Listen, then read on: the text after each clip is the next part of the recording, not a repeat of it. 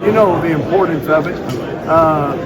In some ways, losing the NFC Championship or AFC Championship is worse than the Super Bowl because every player's dream is to make it to a Super Bowl. And so once you get there, you just got to enjoy the experience. Here's one of the guys that put us in the Super Bowl. DJ, how you doing? I'm doing great, Coach. How you doing? Like your outfit. Thank you. Thank you. Always try to keep up with you. Okay. Jimmy, what does Jalen Hurts have to do to win this Super Bowl?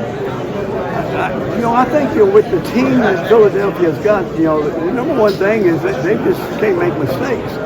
If they don't turn the football over, I think they can match up, in all areas with Kansas City, because they're going to be able to run the football, and Kansas City's going to have to load up to try to stop Barkley.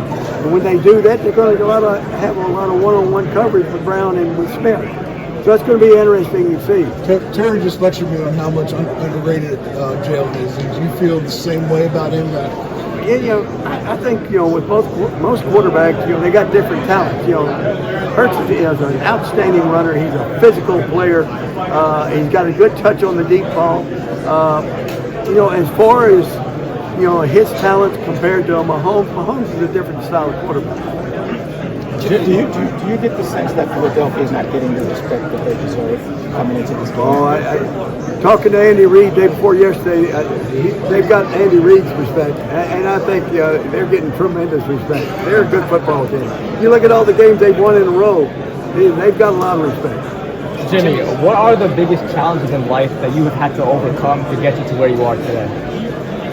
I think the biggest challenges for me was raising a family, especially being a football coach and trying to win every game and trying to put in more hours than the opponent. At times I had to sacrifice as far as my family, so that was the biggest challenge, and that can weigh on you as a coach. Jimmy, you were here as a coach as a Super Bowl.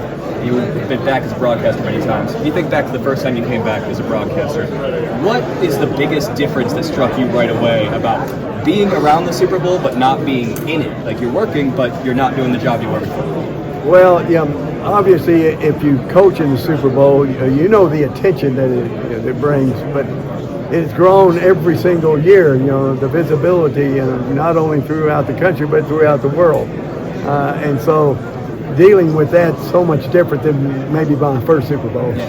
Has Tom asked you any advice about being back at the Super Bowl for the first time after a successful career on the field? Oh no, I never really had a conversation with him about the Super Bowl. We talked, before he started his first broadcast, and I said, hey, people love stories, but they got to be short.